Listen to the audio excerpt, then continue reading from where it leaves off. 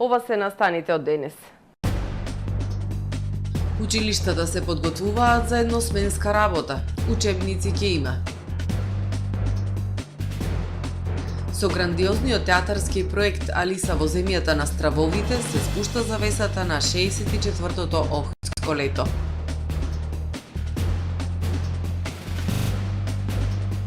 Струшки вечери на поезијата од 22 до 26 август.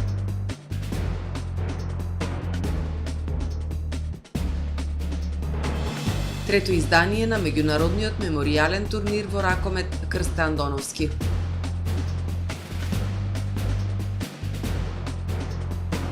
Украина продолжува со уривање мостови во Курската област. Со содржините во дневникот започнуваме по временската прогноза. Останете со нас.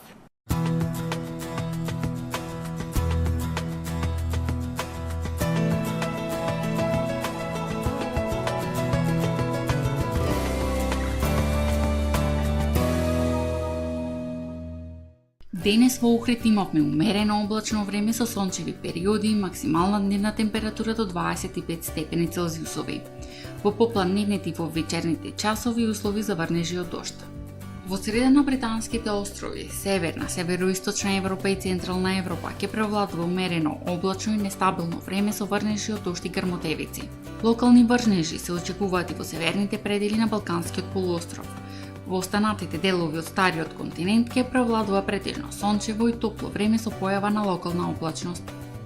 На Балканскиот полуостров утре ќе превладува претежно сончево и топло време со појава на локална облачност. Во северните и централните предели умерено облачно и нестабилно време со врнежи од дожд и грмотевици. Максималните дневни температури ќе се движат во интервал од 27 до 35 степени. Во Македонија во среда, по свежото утро со пад на утринските температури кои што ќе се движат во интервал од 9 до 20 степени.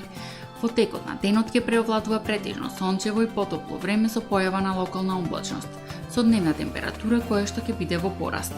Во попладневните часови локално во северозападните, североисточните и источните предели ќе преовладува умерено облачно и нестабилно време со врнежи од дожд и грмотевици.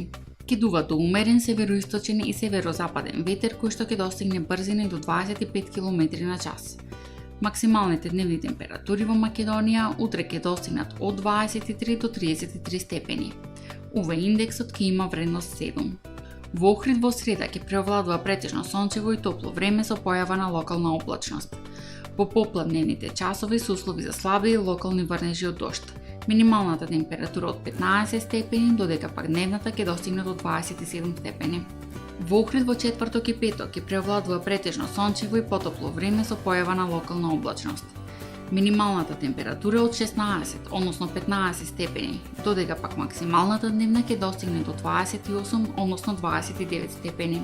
Во сабота сончево и многу топло време со дневна температура до 31 степен.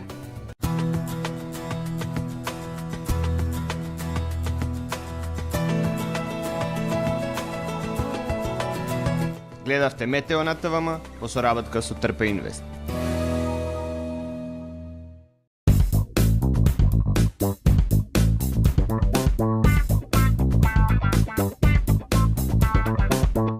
Добре дојдовте во светот на Кармен Бау Центар. Во беспрекорно уреден продажен простор, купувањето во еден Бау Центар никогаш не било попријатно. Со гордост ви го представуваме нашиот шоурум Мараци, со најголем избор на плочки од Мараци и санитарија од светски познатите брендови Грое, Колпасан, Идеал Стандард, Рока, Унитас. На располагање ви е нашиот архитект, кој ќе ви помогне во осмислување на вашиот проект. Располагаме со најбогатата палета на ламинат во државава. Одберете од 100 различни дизајни на Свис Кроно. Покрај стандардниот избор на фасадните системи Кнауф и Бекамент, ви нудиме богат избор на професионален алат на реномираните производители Bosch и Divol.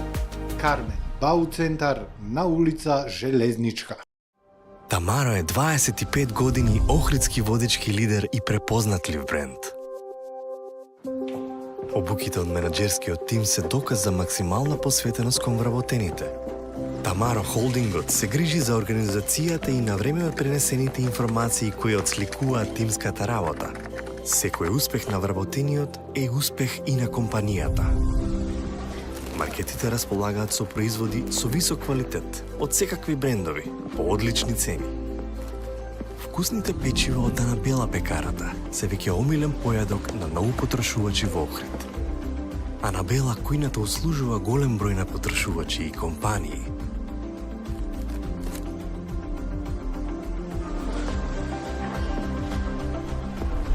Рибарата е секогаш снабдена со најразлични видови на риба и морски плодови. А месарниците располагаат со свежо месо и месни производи во секое време. Уживајте во својот охридски домаќин. Тамаро, повеќе од маркет.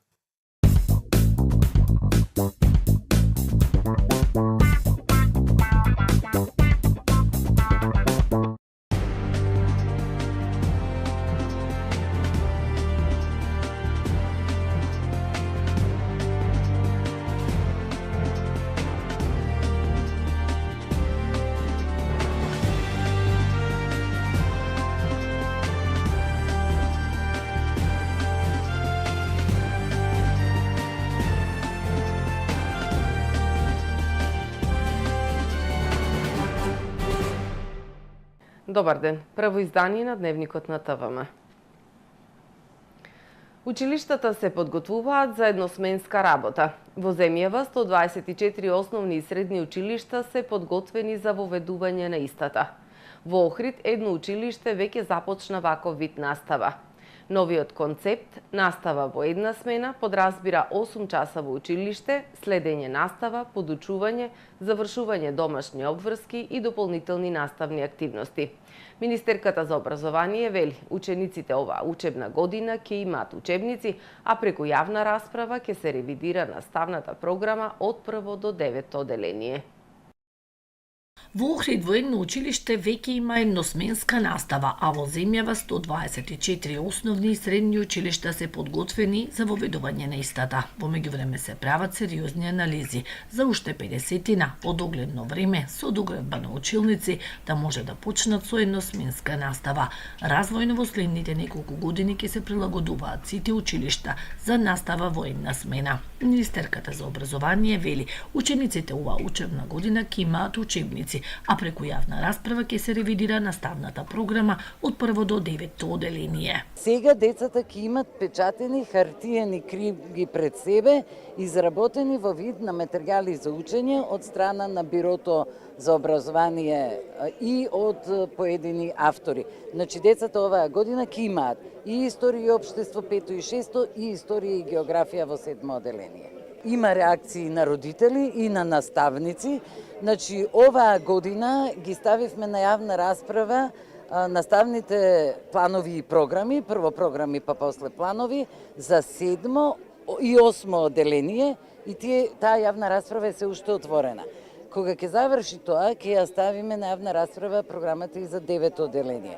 Ќе се вратиме на 6 за да го заокружиме овој циклус од 6 до 9, а кога тоа ќе го завршиме, ќе се навратиме и од 1 до 5, од има незадоволство и од квалитетот на учебниците и од содржините, но тоа е процес кој не може да се направи во 2 до 3 месеци. На 1 септември нема да биде затворено ниту едно училиште во руралните средини каде има мал број на ученици. Се прават анализи за оние училишта кои што се во близина на градовите. Децата да се приклучат во централните училишта. Целта е подобра настава за децата од руралните средини, а од друга страна и пренамена на празните училишни објекти за потребите на општините. 1 септември ниедно училиште во руралните средини нема да биде затворено. Во 10 општини тој процес е веќе затворен. Сега почнуваме работа на други 20 општини.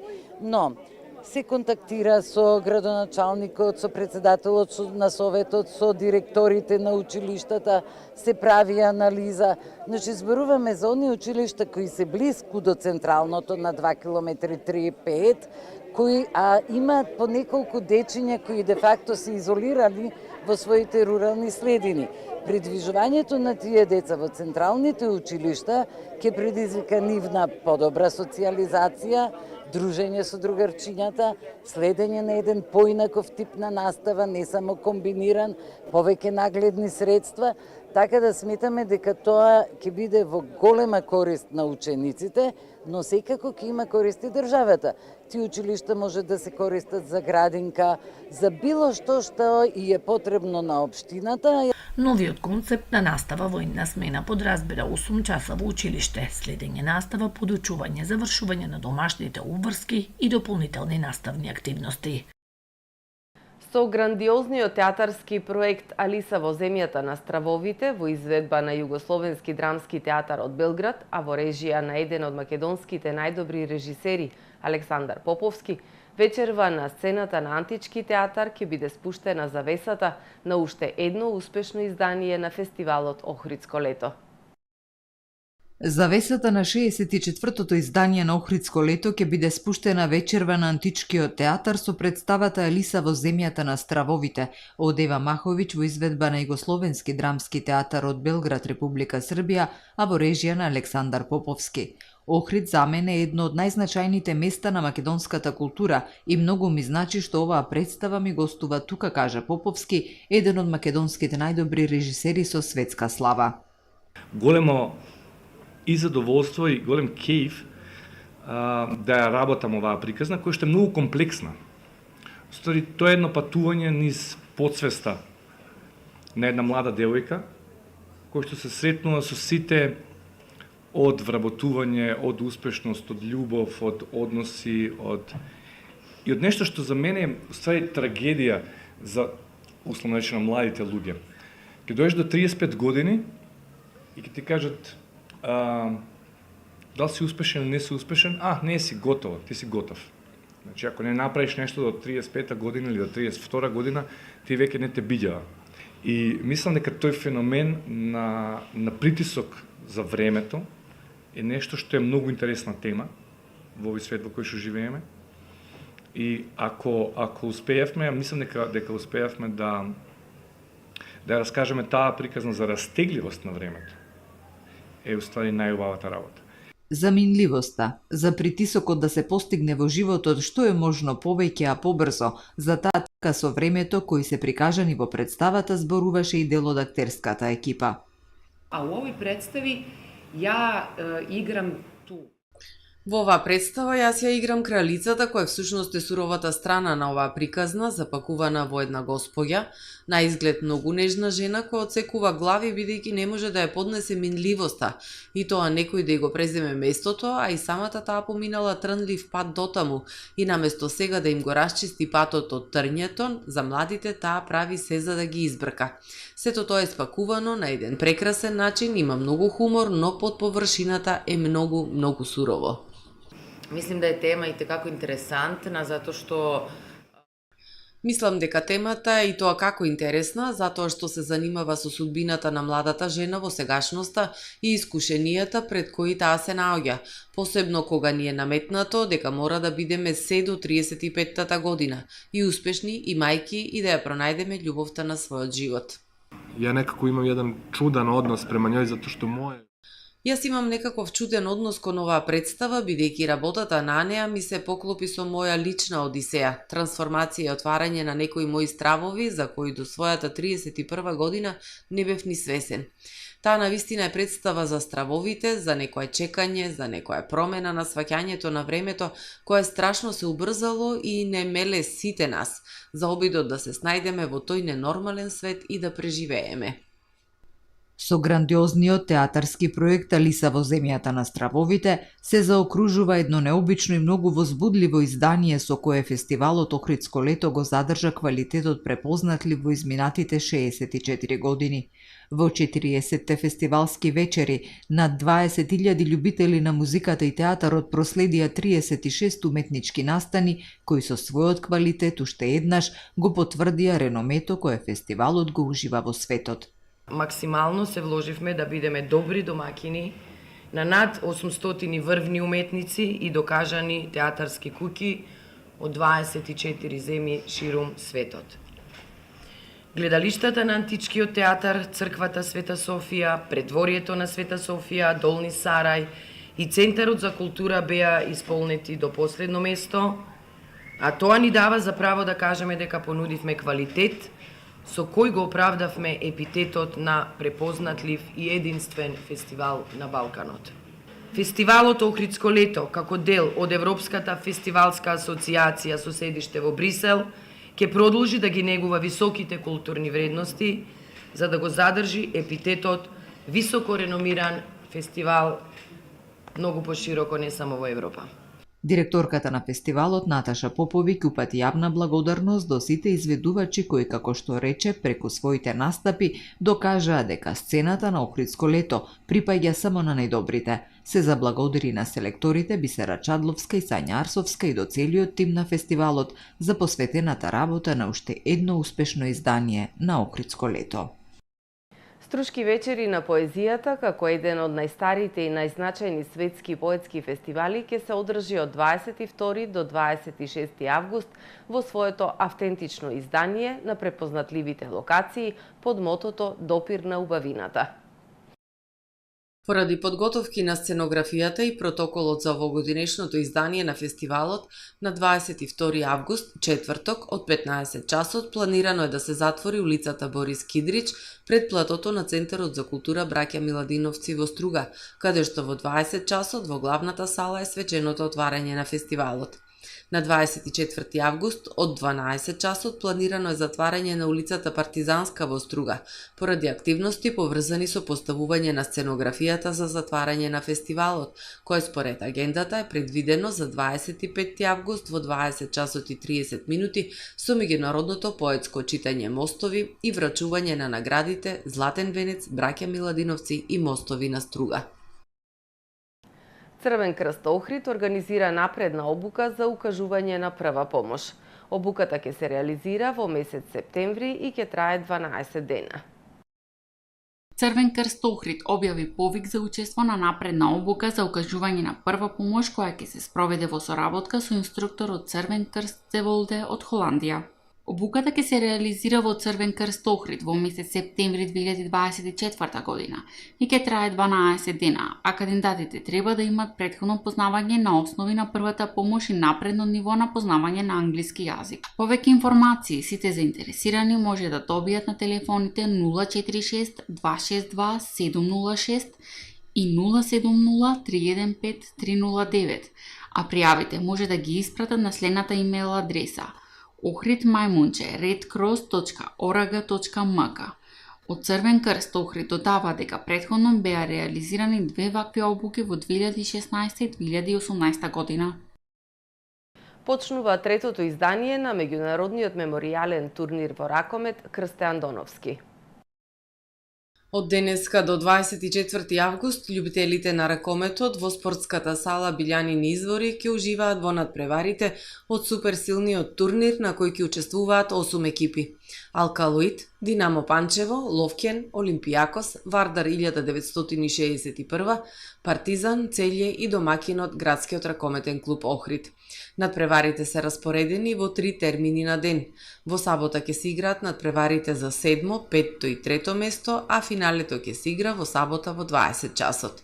Картите се во продажба на билетарата на спортско-рекреативниот центар Билјанини извори по символична цена од 50 денари по надпревар, а блок карта за цел турнир чини 500 денари. Организатори на турнирот се ГРК Охрид и Општина Охрид. Во продолжение да ги погледнеме и вестите од светот. Обилни дождови во Конектикат, прогласена вонредна состојба.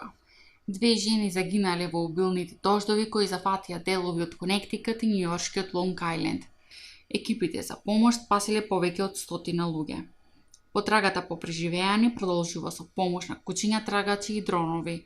Гувернерот на оваа сојузна држава прогласил вонредна состојба со цел државата да добие средства за закревнување од федералните фондови. Поради невремето, откажани се 450 летови од аеродромите Џон Кенеди, Нуарк Либерти и Лагвардија во Њујорк. Украина продолжува со уривање мостови во Курск. Според руските власти, во текот на ноќта бил оштетен мостот во селото Кариш, третиот и последен голем премен преку реката Сейм на овој дел од фронтот, откако два моста на истата река беа уништени во петокот и саботата. Русија изградила понтонски мостови преку реката за да ги снабдува своите сили, но украинците нив лесно ги уништуваат со моќните американски ракетни фрлачи. Зеленски ги повика меѓународните партнери на Украина да ја забрзаат испораката на оружје. Тој исто така ги повика САД, Обединетото кралство и Франција да донесат клучни одлуки за укинување на ограничувањата за употреба на западно оружје стол дострел против стратешки воздушни бази и други воени цели во Русија. Додека украинските сили забрзано напредуваа околу Суја, руските трупи постојано напредуваат во источна Украина. Вчера го зазедоа градот Њу Јорк, таму го кренале руското знаме и го прекрстеле во Новгород, објавиле руски воени блогери. 40 ракети истрелани од Либан кон северот на Израел, соопштила израелската армија. Нејзини сили извршиле воздушен напад врз командантниот центар на Хамас, за кој тврдат дека се наоѓал во училиште во Газа. Американскиот државен секретар Ентони Блинкен изјавил дека израелскиот премиер Бенјамин Нетањаху потврдил дека го прифаќа предлогот понуден од САД минатата недела во Доха и дека сега е редот на Хамас да го стори истото. Во вчерашното соопштение Хамас го отфрлил последниот предлог за решавање на прашањата за заложниците, наведувајќи дека Нетањаху поставува нови услови и барања со цел да ги фрустрира преговорите и да ја продолжи војната во Газа. Германска ракета експлодирала во Велика Британија. Тестирањето тргнало наопаку. Ракетата на германската компанија Rocket Factory Augsburg експлодирала за време на тестирање во подготовка за лансирање на космодромот Шетланд на северниот британски остров Унст. Компанијата соопштила дека операциите наскоро ќе се нормализираат, како и дека ситуацијата е под контрола. Во инцидентот немало повредени лица, пренесува Guardian. Од компанијата додаваат дека соработуваат со космодромот и властите во Англија за да се откријат причините за експлозијата. Почитувани гледачи, тука е крајот на првото издание на Дневникот на ТВМ. Повеќе информации на нашиот портал tvm.mk и на профилите на ТВМ на социјалните мрежи. Пријатно!